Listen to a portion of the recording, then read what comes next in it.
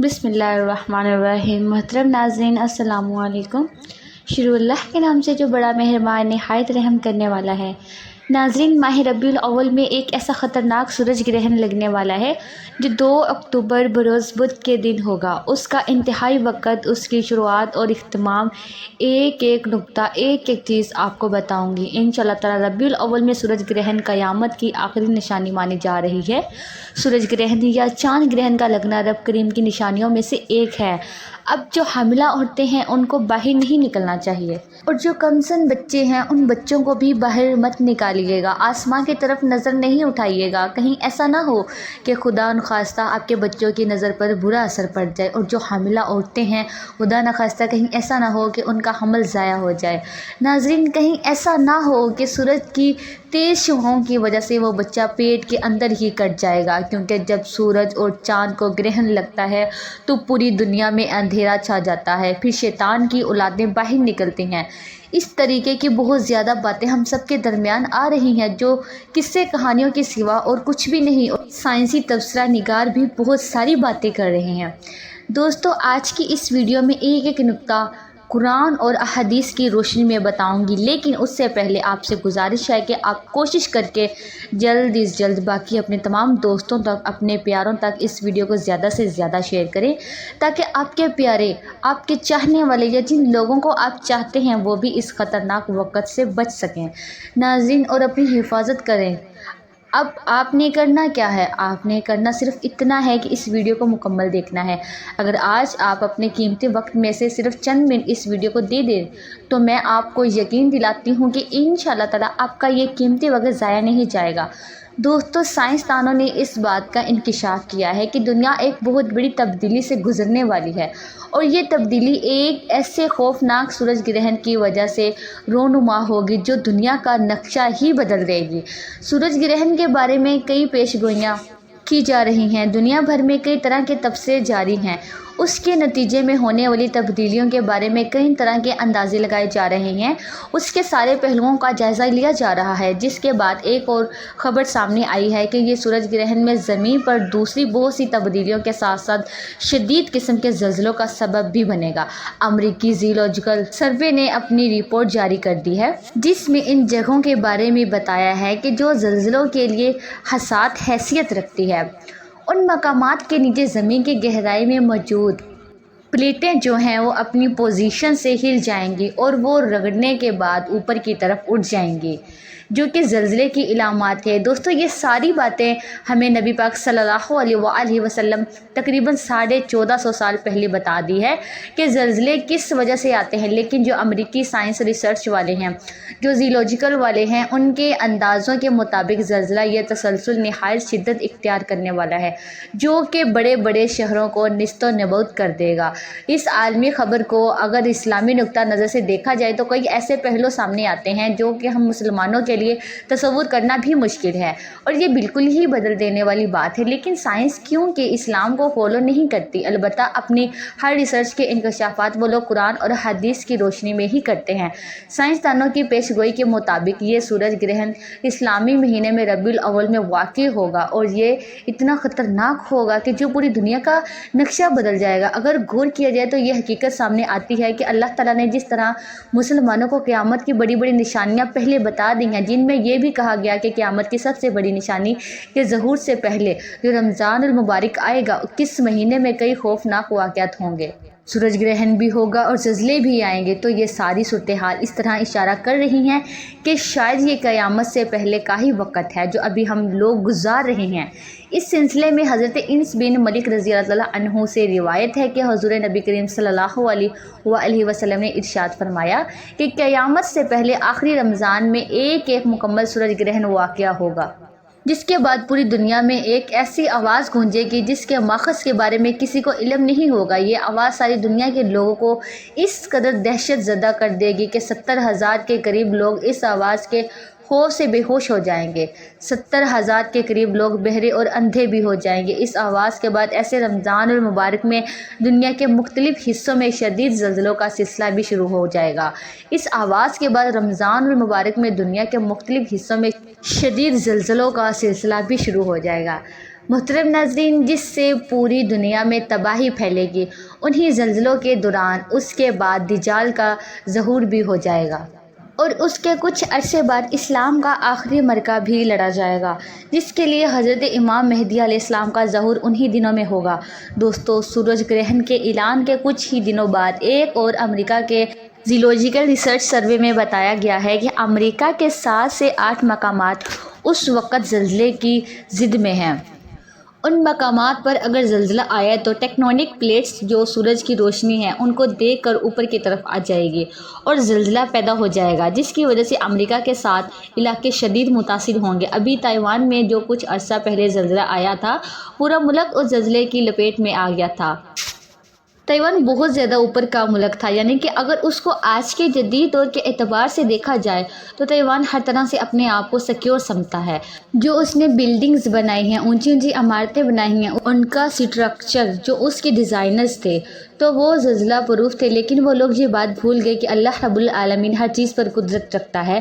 میرے رب کی شان ہے ہر چیز سے اونچی ہے، میرے رب کی ذات اور صفات کن فیا کن ہے۔ اگر ان کو اس بات کا ادراک ہوتا تو پھر وہ لوگ اس عمارتوں کو بنانے کے بعد بھی اللہ رب العالمین کے آگے سجدہ ریز ہوتے، لیکن اللہ پاک نے ان کو وہ توفیق ہی نہیں دی، تو اللہ پاک نے اپنی نشانی کے ذریعے ان کو بتایا اور ایسا خطرناک قسم کا زلزلہ وہاں پر ریکارڈ ہو گیا۔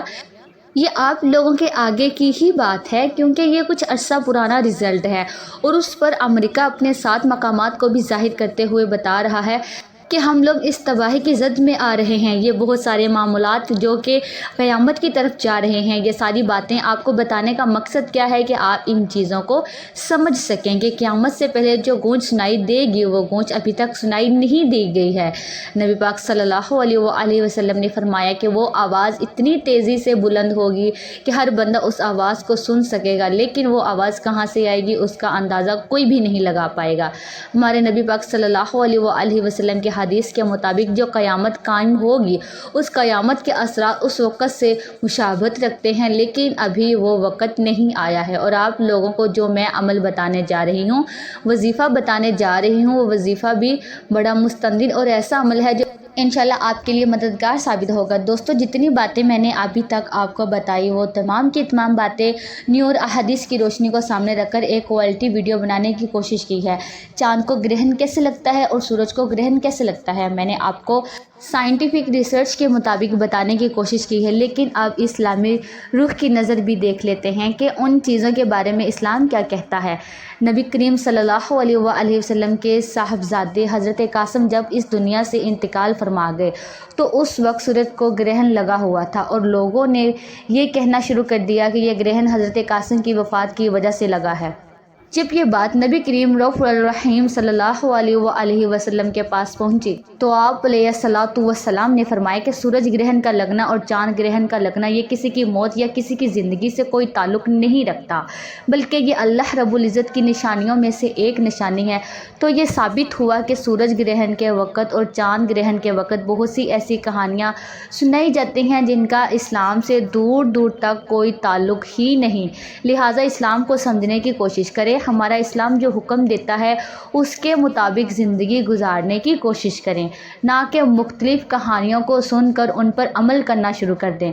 وقت کی نزاکت کو مد نظر رکھتے ہوئے آئیے ناظرین آج کے اس بابرکت عمل کی طرف چلتے ہیں، لیکن اس سے پہلے اگر آپ اس چینل پر نئے ہیں اور آپ نے ابھی تک اس چینل کو سبسکرائب نہیں کیا تو خدا را اس چینل کو ابھی سبسکرائب کر لیں، کیونکہ ایسے بہت سے وظائف، بہت سے عمل آپ کے حوالے ڈیلی بیسس پر کرتی رہوں گی انشاءاللہ تعالی۔ تو ناظرین، سورج گرہن کے وقت ہمیں کیا عمل کرنا چاہیے، کس طریقے سے کرنا چاہیے، طریقہ کار اچھی طرح سے سن لیں اور سمجھ لیں۔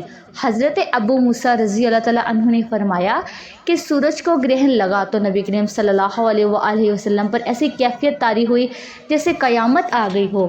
پھر نبی صلی اللہ علیہ وآلہ وسلم مسجد میں تشریف فرمائے ہوئے اور نماز پڑھی، بہت ہی لمبے قیام، رکوع اور سجدے اور سجود کے ساتھ آپ نے اپنی نماز کو مکمل کیا، اور آپ کو صحابہ کرام نے ایسے کرتے ہوئے پہلے کبھی نہیں دیکھا تھا، تو انہوں نے دیکھ کر فرمایا کہ یہ نشانیاں ہیں جن کو اللہ تعالیٰ بھیجتا ہے، یہ کسی کی موت یا زندگی کی وجہ سے نہیں ہوتا، بلکہ اللہ اپنے بندوں کو ڈراتا ہے۔ جب تم ایسا دیکھو تو اللہ کا ذکر کرو اور دعا اور استغفار کی طرف دوڑو۔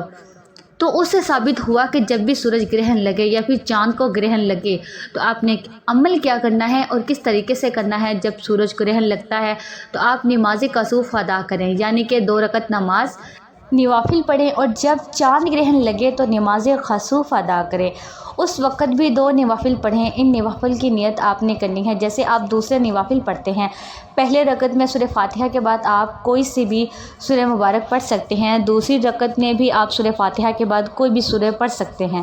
ایک تو آپ نے یہ عمل کرنا ہے کہ نماز کسوف یا خسوف جو پڑھی ہے، یاد رکھیے گا نماز خسوف چاند گرہن کے وقت پڑھی جاتی ہے اور نماز کسوف سورج گرہن کے وقت پڑھی جاتی ہے۔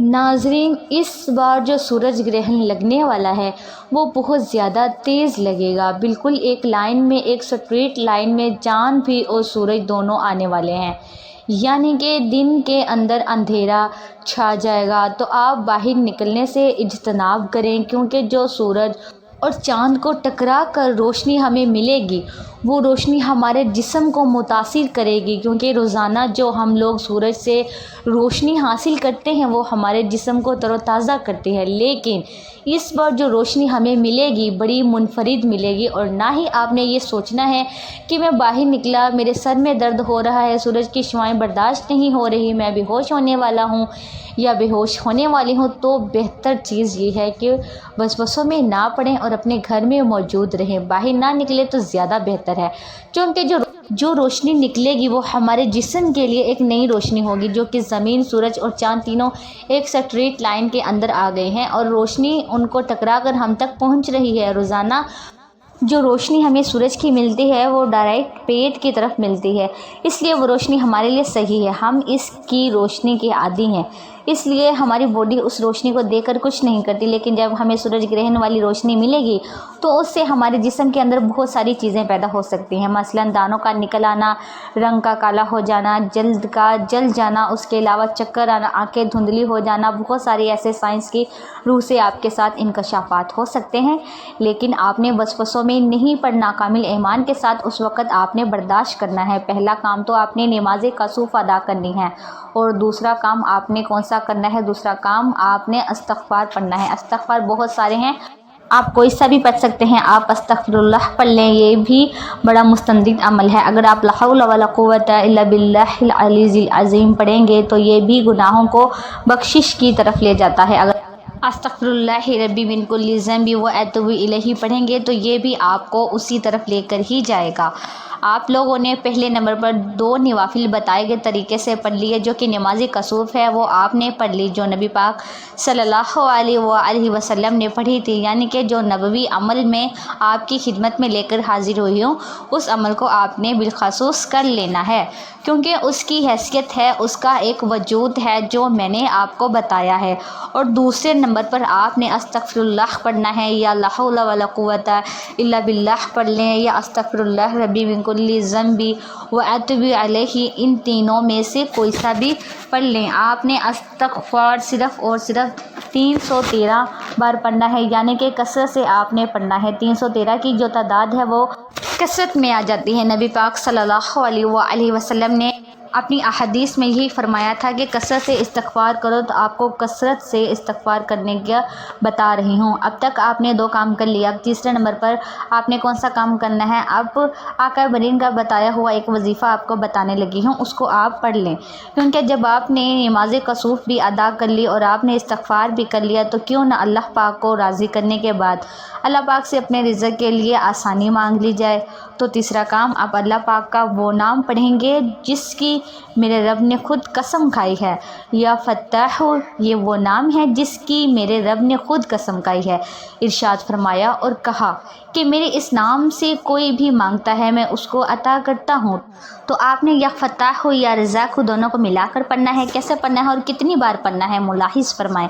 یا فتاح یا رزاق ایک بار ہو گیا، یا فتاح یا رزاق 2 بار ہو گیا، یا فتاح یا رزاق کو 3 بار ہو گیا۔ اس طرح سے آپ نے یا فتاح یا رزاق کو ہاتھ کی انگلیوں پر پڑھ لیں، یا تسبیح کے دانوں پر پڑھ لیں۔ آپ نے صرف 41 بار پڑھنا ہے۔ اس کے بعد آپ لوگ آخر میں درود پاک پڑھ لیں۔ درود پاک پڑھنے کے بعد دونوں ہاتھ اٹھا کر دعا کریں، میرا رب انشاءاللہ تعالیٰ آپ کی دعاؤں کو قبول و منظور فرمائے گا۔ حصول برکت اور ثواب کی نیت سے میرے ساتھ بھی آپ لوگ دعا کر لیں۔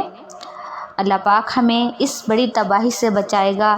اے میرے مالک و مولا، تو رحمان ہے، تو رحیم ہے، تو کریم ہے، تجھے تیری شان کریمی کا واسطہ۔ اے اللہ، آج جو شخص بھی ہاتھ اٹھا کر تیرے آگے دعا کر رہا ہے، اے اللہ تیرے سامنے آہذاریاں کر رہا ہے، اے میرے اللہ ان سب کو دگنی رات چگنی ترقی عطا فرما۔ اے اللہ ہمارے تمام صغیرہ اور کبیرہ گناہوں کو معاف فرما دے۔ اے اللہ نیکیوں میں زیادتی عطا فرما۔ اے اللہ ہم سب مسلمانوں میں سے اگر کوئی بے روزگاری ہے تو اے اللہ ہم سب کو کشادہ روزگار عطا فرما۔ جو بے اولاد ہے ان کو اولاد نرینہ عطا فرما۔ اے اللہ جو میری بہنیں حمل سے ہیں، اے اللہ میری تمام بہنوں کی حفاظت فرما، ان کے حمل کی حفاظت فرما، ان کے بچوں کو پورے اعضاء کے ساتھ صحت مند پیدا فرما۔ اے اللہ ان کو سلامت رکھ، کسی کی گود کو مت اجاڑنا، بے شک اے اللہ تو بہترین حفاظت فرمانے والا ہے، مہربان ہے۔ آج ہم لوگ اپنے آپ کو تیری حفاظت میں دیتے ہیں۔ اے میرے مالک و مولا، ہمارے ملک کو زلزلے سے محفوظ فرما، ہمارے ملک کو میرے مولا اپنے غضب سے بچا لے۔ اے اللہ اپنی مدد کو جاری فرما دے۔ اے اللہ ہم تیرے آگے ہاتھ اٹھا کر دعا کر رہے ہیں کہ تو جو بھی سورج گرہن کو لگا رہا ہے، اے اللہ تو ہم سب کی حفاظت فرما۔ اے اللہ کیونکہ ہم تیرا کلمہ پڑھنے والے ہیں، تیرے حبیب کا نام لینے والے ہیں، اے اللہ ہم سب کو تو سلامت رکھ، اور جو بھی اس فانی دنیا سے انتقال کر گئے ہیں ان کی قبروں کو منور فرما، اور ہم سب کو سلامت رکھ، ان کی بخشش فرما، ان کے درجات میں بے حساب بلندیاں عطا فرما۔ آمین ثم آمین۔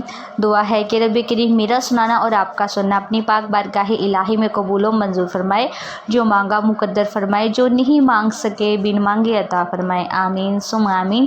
ناظرین اپنے رزق میں برکت اور وسعت کے لیے اللہ تعالیٰ کے 99 ناموں میں سے کوئی ایک نام کمنٹ میں ضرور لکھیے گا۔ جزاک اللہ خیر۔ اللہ تعالیٰ ہم سب کا حامی و ناصر ہو۔ آمین۔ السلام علیکم ورحمۃ اللہ وبرکاتہ۔